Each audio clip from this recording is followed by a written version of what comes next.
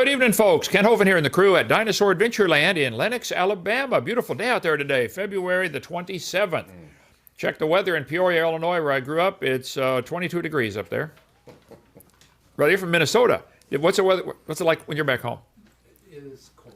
Cold. It's been a fairly decent winter, but Fairly decent winter, only like 10 degrees, you know. 0 to 20. 0 to 20. Yeah, it's a decent weather. Yeah. You guys just keep it up there.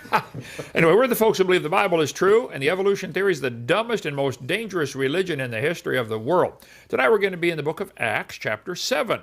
So if you want to come along, we get both in the screen here, brother. Okay. We're going to sing, first of all, My Faith Has Found a Resting Place. Who wrote this one? It's a Norwegian melody. Oh, there you go. That's why I like it. I knew so. Okay. Take it away, brother. It's a little... Okay. My faith has found a resting place, not in device or creed. I trust the ever-living one, his wounds for me shall plead. I need no other argument, I need no other plea. It is enough that Jesus died and that he died for me. My great physician heals the sick, the lost he came to save. For me his precious blood he shed, for me his life he gave. I need no other argument, I need no other plea. It is enough that Jesus died and that he died for me. Amen. How many have never heard that song? We just sang it. Now pay attention, Timmy. Okay, gee. All right. They fall for it every time. Every time. Thank you so much. All right, Acts chapter 7 in just a minute.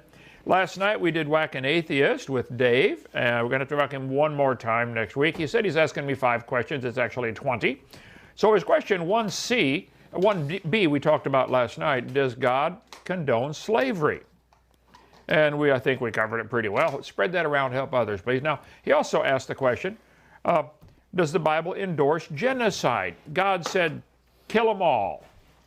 Does the Bible endorse genocide? Well, I'm going to defend the validity of that passage.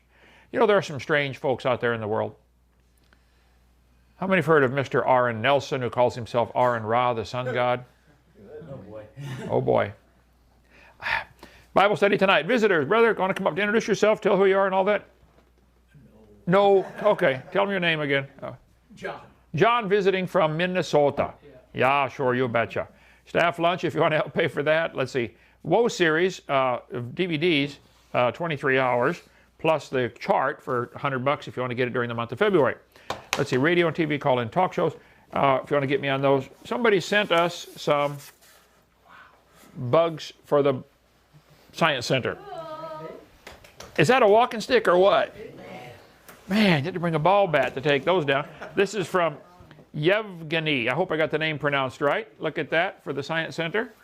Bug collection. Yeah. And let's see. Different kinds of dragonflies. You know, the various kinds of dragonflies might have had a common ancestor called a dragonfly. It does not prove mosquitoes are related to whales. Guys, imbeciles. Okay, butterflies, lots of different varieties. If you think all this came from a dot of nothing exploding, you really need some serious psychological help. We're here to help. Okay, we have, let's see, 10 lakes on the property. Yes? Oh, shout out to Stip, S-T-I-P, Stip. Hi, Stip. Wow. Hi, Stip. Is that what a shout out is? Yes, that's Okay. right, Stip. We had a birthday party for Lady Di today. She worked in the ministry for like 13 or 14 years. And Ernie, our trustee, had a car identical to hers. Same year and everything, I found out.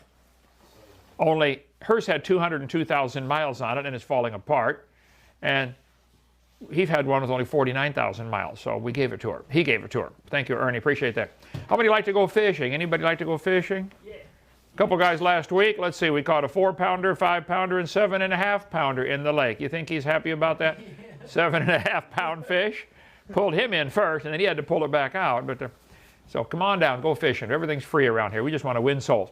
If you want to help us stay open for free, you can join our 777 Club. Go to drdino.com, the website. Go down to the donate page and click there and then say, I want to become a member of the 777 Club. I got that idea from Aaron Nelson, the sun god. He wants people to support his atheist website. He said, I need 666 people to give me $1 a day. It's the 666 Club. Thank you, Aaron. What a great idea. I appreciate it. Okay. You look pretty in the dress, too, by the way. Okay. If you want to join our 777 Club, please do. Make any checks to CSC. Okay, we are in the book of Luke. Nope, we're in the book of Acts. We did the book of Luke. Luke Bible study. I got to change that. Man, always something to fix. Okay. First 4 books of the New Testament, Matthew, Mark, Luke, and John, are called the 4 Gospels. Luke wrote the book of Luke. He was a medical doctor. He also wrote the book of Acts, the actions of the disciples. So we are on slide number 329 for chapter 7, but we're going to start with where we finished last time. Acts chapter 6, Stephen was being falsely accused of all kinds of stuff. He was one of the deacons, passing out groceries to the widows. And he was healing people, and the Pharisees, the religious leaders got mad at him. And he just smiled, had the face of an angel. So let's see what happened to him in chapter 7. Then said the high priest, are these things so? Remember, he was being accused of all kinds of stuff he was not guilty of. How many have ever been falsely accused before? Okay. And he said, men, brethren, and fathers, hearken. Pay attention. This is the New Testament form of, pay attention, boy. Okay? Hearken unto me. I'm going to tell you something. The glory of God appeared unto our father Abraham when he was in Mesopotamia before he dwelt in Charan. Now in the Old Testament it's called Haran. Just Greek and Hebrew words are spelled different, like Peter and Pedro, so it's no big deal. Charan is Haran. So, and said unto him, get thee out of thy country and from thy kindred, and come into the land which I shall show thee. God said, Abram, get out of your land, leave your family, come over here where I'm going to show you the land. Did Abraham obey? Yes. Sort of. What did he mess up on? He brought his nephew Lot. Did that mess up Lot's life? Yeah. Just obey, sweetly, fully. Anyway, so he sort of obeyed. Then came he out of the land of Chaldeans, which we would call today Iraq, and dwelt in Charan, that's until his father-in-law died. And from thence, when his father was dead, he removed, not father-in-law, father. He removed into this land wherein ye now dwell. He came over to this land of Israel. And he gave him none inheritance in it. God did not give Abraham, his name was Abram at first, and then Abraham later. He didn't give him any inheritance. No, not so much as to set his foot on. Yet he promised that he would give it to him for a possession, and to his seed after him, when as yet he had no child. Abram's like 86 years old when he goes over to this land, has no children, and God said, your children are going to be like the stars. Right, Lord, I'm 86. Okay. And he says, see the sand? Your children are going to be like the sand. You won't be able to count them. Right, Lord. But he believed God. And God spake on this wise, that his seed should sojourn in a strange land, and that they should bring them unto bondage, and entreat them evil 400 years. Now, hold on a minute. 400? When you see the story back in Exodus chapter 12, now the sojourning of the children of Israel who dwelt in Egypt was 430 years. Is there a contradiction here? 30 years later. Acts chapter 7, he said they will entreat them evil for 400 years. But when you read in Exodus 12, 430 years, it came to pass at the end of the 430 years of the selfsame day, to the day, it came to pass all the host of the Lord went out of the land of Egypt. No, there's not a contradiction. Look at this carefully. They were entreated evil for 400 years, but they were in the land for 430 years. Guess what? They were treated nice when Joseph was the vice pharaoh. So it's not a contradiction. There's some good websites that deal with the supposed contradiction. How long were the Israelites in Egypt? Was it 215 years? And it was actually that's a long story. Read the website from Answers in Genesis. Good stuff on here from David Wright about how long were they in Egypt. There's another one from Bible Believers Baptist Church. You want to get the My 3 BC Hovind.com. They've got a good article reconciling the 430 with Exodus and the 400 in Acts chapter 7. We won't get tied up on that one now. But the supposed contradiction has been answered years and years ago. Actually, this is the longevity chart that we sell. Heavy lamination. Did we get some of those, Julie? I picked them up at the printer. Yeah, okay, big box of them. The 6 of them for $30. You can use them for placemats on your table when your skeptic friends come for lunch. Adam lived to be 930, according to the Bible. Everybody before the flood came is living to be 900, except for Enoch, and he never died. He's still alive. He's the oldest man in the Bible. He's nearly 6,000. Never died. After the flood, lifespans drop off to 600, then 400, 400, and then down into the 200s. Then you get to Abraham down here. If you want to learn most of the history of the Bible, you've got a couple main guys. Abraham, Isaac, Jacob had 12 children, 13 actually, one daughter. Joseph was one of them. This is the guy, his brothers sold him into slavery to go to Egypt. So Stephen now is telling the priests, they know all this stuff. He's reminding them of their own history.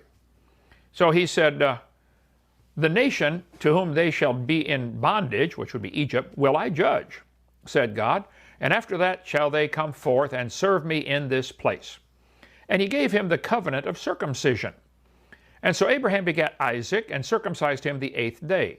By the way, you're a medical doctor. You probably know that the 8th day is the perfect time to circumcise when vitamin K peaks in the system. Healing is very rapid on the 8th day.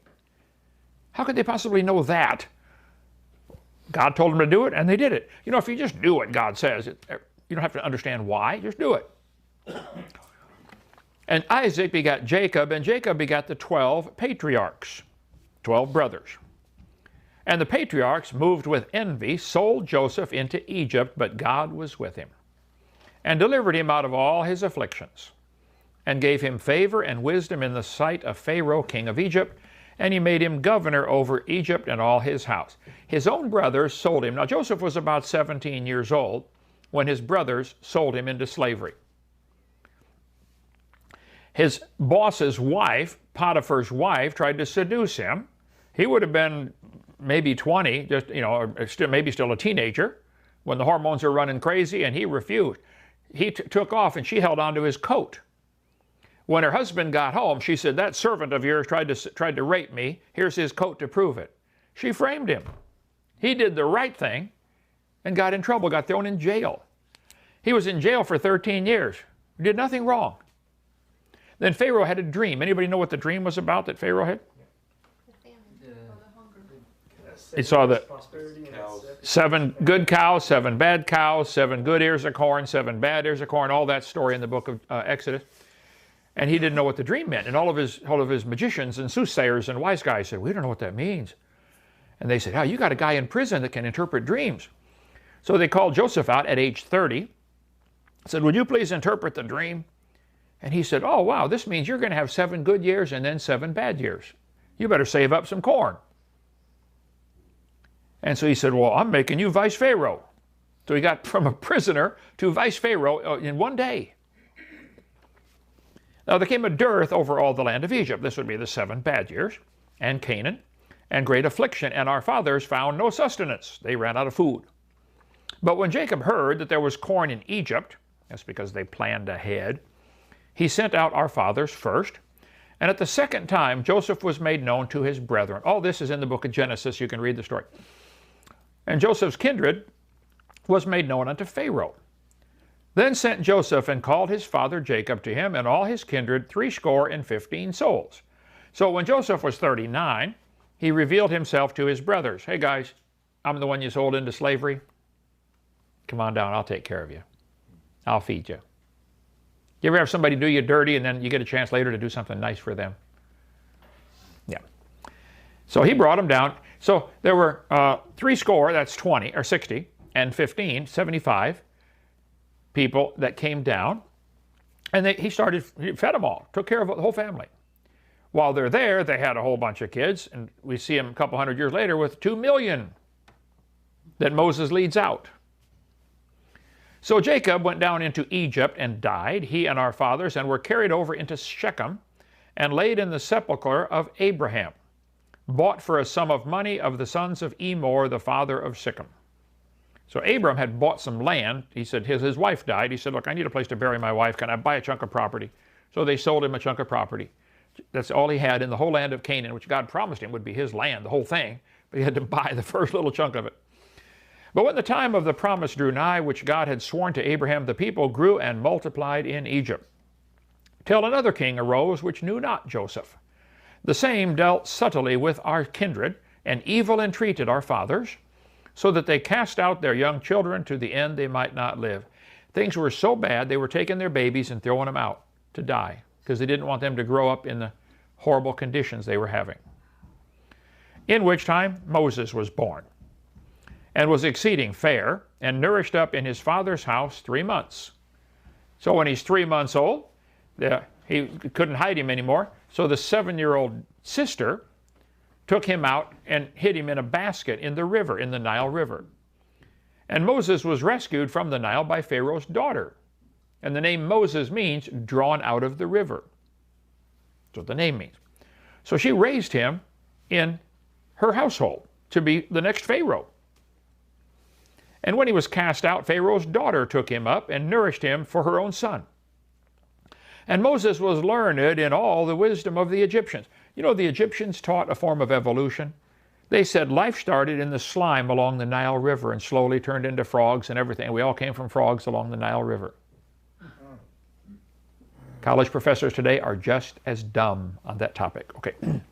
He was mighty in words and deeds. Moses was a powerful man, powerful leader, mighty in words. He was smart, and he knew all the wisdom of the Egyptians. And when he was full 40 years old, it came into his heart to visit his brethren, the children of Israel. Apparently, his mother, because when his Pharaoh's daughter found him at 3 months, took him home with his 7-year-old sister. Pharaoh's daughter said, do you know any of the Hebrew women who can nurse this child for me? She said, my mom can do that for you. So sent him right back to mom until he was probably 3 or 4 or 5 years old. She must have taught him a lot of stuff during that time, and he knew where he really came from. And seeing one of them suffer wrong, he defended him and avenged him that was oppressed and smote the Egyptian. So one of his fellow Hebrews was being beaten by an Egyptian. Moses beat up the Egyptian and killed him. For he supposed his brethren would have understood that God by his hand would deliver them, but they understood not. And the next day he showed himself unto them as they strove. 2 other Hebrews were fighting, and would have set them at one again, saying, Sirs, ye are brethren, why do ye wrong one to another? But he that did the wrong thrust him away. This is usually the case. When there's an argument between 2 people, the one that starts pushing or shoving first is usually the one who's really in the wrong. Saying, who made thee a ruler and a judge over us? Wilt thou kill me as thou didst the Egyptian yesterday? So Moses realizes, oh no, the word's out. They know. Then fled Moses at this saying, and was a stranger in the land of Midian, which in the Old Testament is called Midian, the Midianites, where he begat 2 sons. And when 40 years were expired, there appeared to him in the wilderness of Mount Sinai an angel of the Lord in a flame of fire in a bush. Now, George Bush was at the airport, and there's this guy standing there with a long robe, long beard, and he walked up to George Bush walked up to him and said, are you Moses? He just turned around and looked the other way. He walked around the other side. He said, excuse me, sir, are you Moses? He turned around and looked the other way. George Bush went around the other side. Hey, I'm talking to you. Are you Moses? He said, yes, I'm Moses. He said, well, what are you all upset about? Moses said, the last time I talked to a bush, I had to wander 40 years in the wilderness with a bunch of hard-headed Jews. I don't want to talk to a bush anymore. Okay. But so Moses, his burning bush, he said, what is this? The bush was not being consumed. When Moses saw it, he wondered at the sight, and he drew near to behold it. The voice of the Lord came unto him, saying, I am the God of thy fathers, the God of Abraham, the God of Isaac, the God of Jacob. Then Moses trembled and durst not behold. Then said the Lord to him, put off thy shoes from off thy feet, For the place where thou standest is holy ground. That's a song we could have sung. We are standing on holy ground. Anyway, for I have seen the affliction of my people which is in Egypt, and I have heard their groaning, and I am come down to deliver them. And now, come, I will send thee into Egypt. Moses was raised up in Egypt. He was fluent in their language. He was fluent in their customs and how they thought. He's the perfect guy to go back and be the deliverer. He's been gone for 40 years. He's now 80 years old. God said, Moses, let's go get the people out. The Bible says when he was 120, when he finally died, his eyes were still in perfect condition. Didn't have glasses. Still in perfect shape. 120. Oh, so God said, I'm going to send you to Egypt. God might be preparing some of you for some special job. I don't know. If you've been through some troubles and trials and you don't understand, why did God put me through this? It ain't over yet. Maybe he's got a special ministry for you. I can understand now about people who've been to jail. I think I can minister to them better than I could before. Now I understand. How many of you have ever had some hard time or problem in your life and you wonder, why is this going on? And then it'll show up. Oh, that's why. He might be preparing you for something. The military does this with their guys. They put them through training. Like, when am I going to need this? You never know. How many saw Karate Kid? That movie, Karate Kid. Sand this floor. Oh, he sands the whole floor, you know. Right. Paint fence or whatever it was, you know. Wax on, wax off.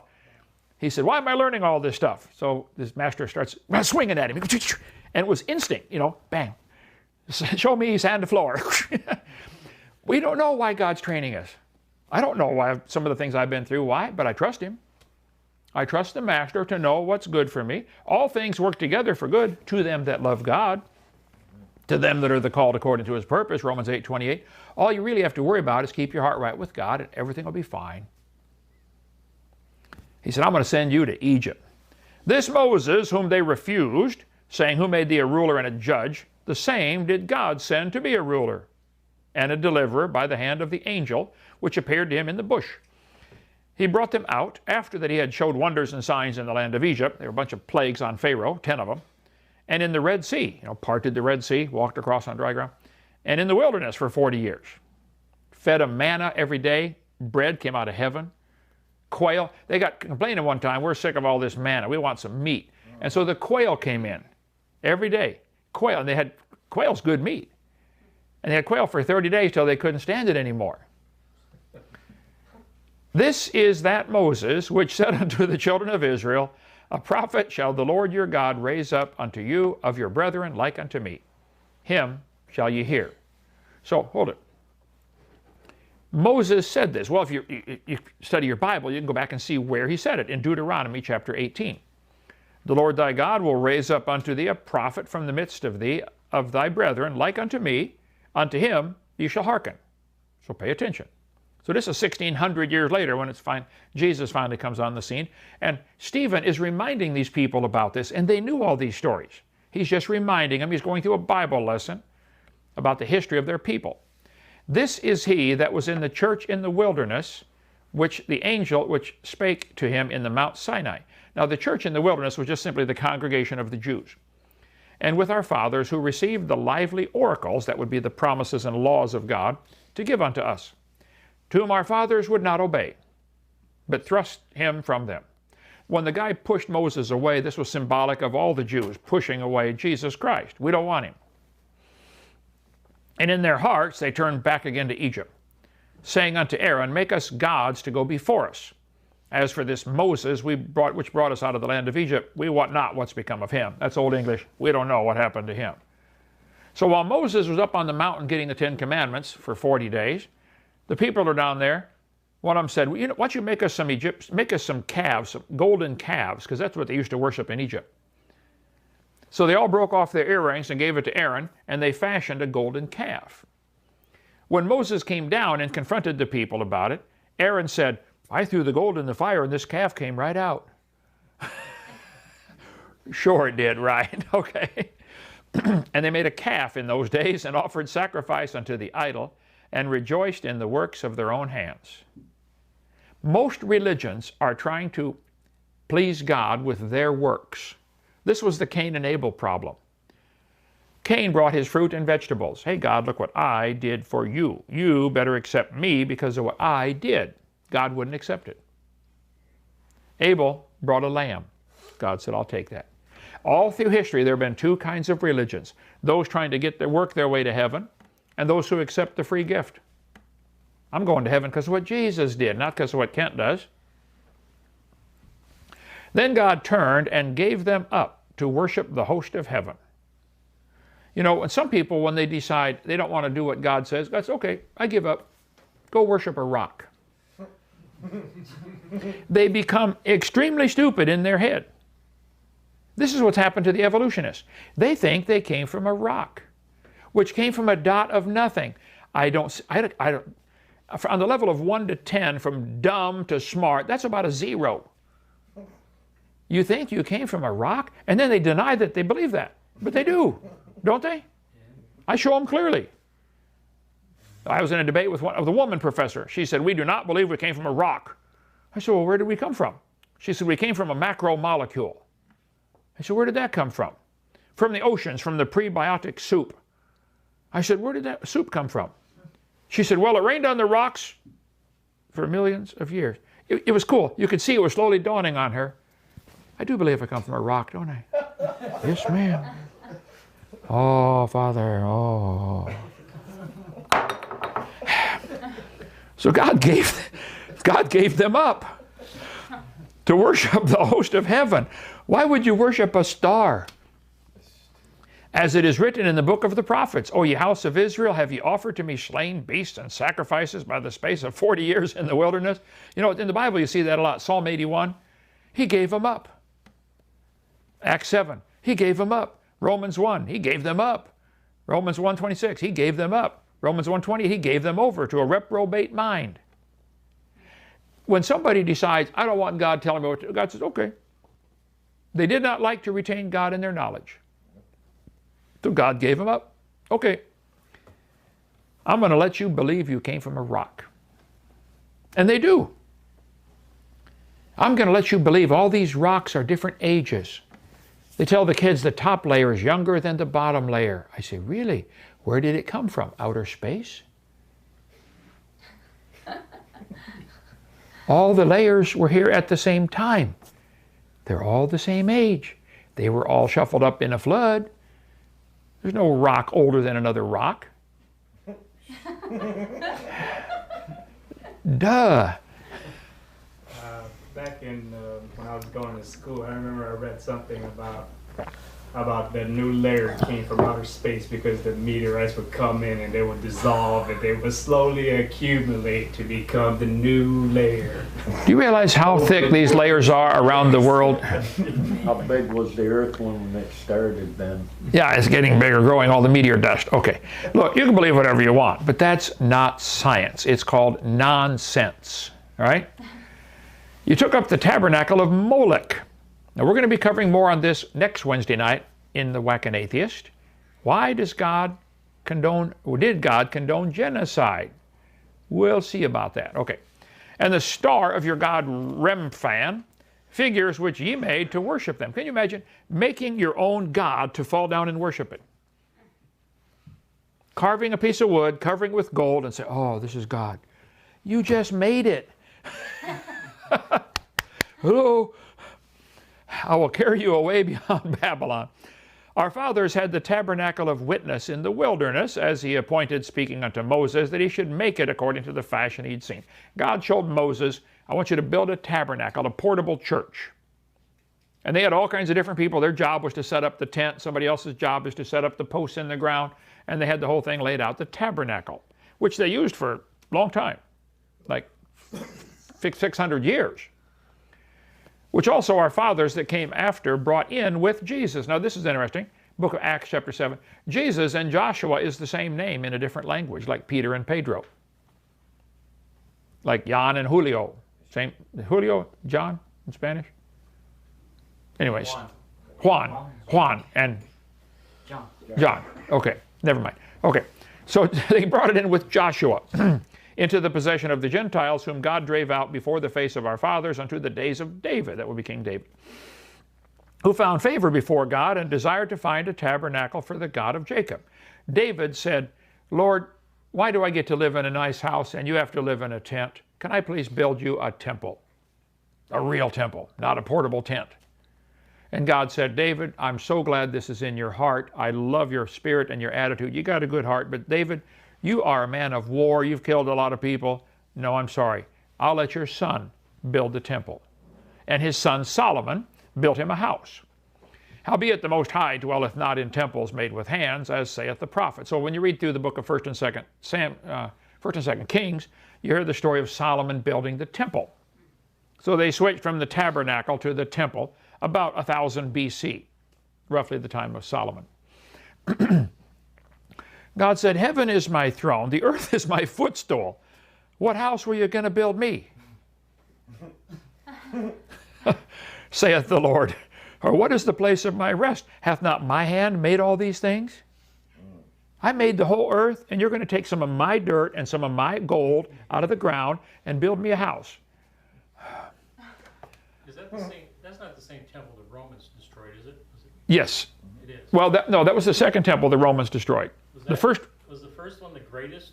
the first one was the greatest. Okay. They Yeah. said that thing cost over $1 billion if you build it today or something. Over $1 billion. Then there was a second temple. Now there's going to be a third one coming soon. I think they'll make a treaty next year. Keep an eye on the news. We'll see. Ye stiff-necked and uncircumcised in heart and ears, ye do always resist the Holy Ghost. Remember, Stephen now is preaching to these people who know all this stuff. He said, you stiff-necked, you hard-hearted people, you've always resisted the Holy Ghost. As your fathers did, so do ye. Which of the prophets have not your fathers persecuted? These guys would have known their Bible. Sometimes large passages of it they would know by heart. They knew Jeremiah got thrown in a well. Isaiah, all the prophets were persecuted for simply telling the truth. They knew all this. And have slain them which showed before of the coming of the just one, of whom ye have been now the betrayers and murderers. He said, guys, all the prophets said the Messiah is going to come. He's going to ride on a donkey. He's going to be born in Bethlehem. All the prophets, they knew all this stuff. And you killed him. Who have received the law by the disposition of angels and have not kept it. When they heard these things, they were cut to the heart, and they gnashed on him with their teeth. I would say they're upset. They're biting him. Wow. These are grown men. So angry at a guy for simply preaching the truth, they start biting him.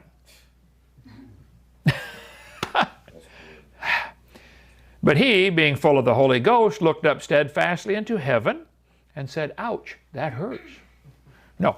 And he saw the glory of God and Jesus standing on the right hand of God, and said, behold, I see the heavens opened, and the Son of Man standing on the right hand of God. And they cried out with a loud voice and stopped their ears and ran upon him with one accord. They drove over him with a Honda. And cast him out of the city and stoned him. And the witnesses laid down their clothes at a young man's feet, whose name was Saul. They stoned Stephen, calling upon God and saying, Lord Jesus, receive my spirit. And he kneeled down and cried with a loud voice, Lord, lay not this sin to their charge. When he said this, he fell asleep. They stoned Stephen. They laid their coats down at a young man's feet to keep an eye on it, because back then clothing was extremely expensive. I mean, today you can buy a shirt for 20 bucks, you know, and if you got to hand make every thread and then you got to weave them together, clothing was meant a lot different to them than it does to us with our machinery. So Saul is watching their clothes. Now later, God got this guy Saul, who hated Christians, got him converted. Anybody know what God changed his name to? Paul. And he wrote half the New Testament. But this is the first mention of Saul watching Stephen get stoned, saying, go get him, kill him. Jesus said in John 15, if the world hates you, you know it hated me before it hated you. 1 John chapter 3, marvel not, my brethren, if the world hates you. Don't be surprised. Just Google Kent Hovind and see how many anti-Hovind websites there are. It's hilarious. You should read the comments. You guys that hate me because I simply expose the truth, you believe this is your grandpa, don't you? I think that's dumb. I think most other people think that's dumb. And you get mad at me for exposing how dumb it is. We shouldn't think it's dumb, we should know it's dumb. Is there a kinder word than dumb? Idiotic, stupid, moronic. Look, the reason we do this, whack an atheist, and the reason we're trying sweetly in Christian love to wake you up. It's dumb to believe you came from a rock. It would be dumb to take a bunch of gold earrings and melt it together and make a cow and fall down and worship it. First of all, something besides a cow. Cows are not very smart even when they're alive. You know, make an owl maybe or something. I don't. Oh, gee. Blessed are they which are persecuted for righteousness' sake, for theirs is the kingdom of heaven, Jesus said. If they hate you because you tell the truth, and they hate me because I tell the truth, guys, thank you. I get a special blessing because of your hatred for me. God's going to bless me. Blessed are ye when men shall revile you and persecute you and say all manner of evil against you falsely for my sake. Rejoice and be exceeding glad. For great is your reward in heaven. For so persecuted they the prophets which were before you. Matthew 5. All right, that's Acts chapter 7. Any questions or comments here out of this crowd? Yes, sir. If you're not persecuted, you're not serving the Lord. You're not. If somebody doesn't hate you, you're not doing it right. You don't need to try to get them to hate you. You just try to do right, they'll hate you. All right? Anybody else? Thank you so much. Acts chapter 8, and probably Sunday. We'll see about that. We might have to do 2 Whack an Atheist a week for a while to get caught up. I don't know. I got a list of 60 of them that all need whacked. Sweetly in Christian love. Come on down, visit Dinosaur Adventureland. What do you think of the place today, brother? Wonderful experience. All free. Beautiful. It's stunning what God has done here. It's like, and all the people that come to help, some more talented than others. Don't look too close at the drywall on the ceiling. Everybody claims, oh, I can mud drywall. Okay. I think they used a shovel to. Come visit. We'll see you next time. All right. Bye bye.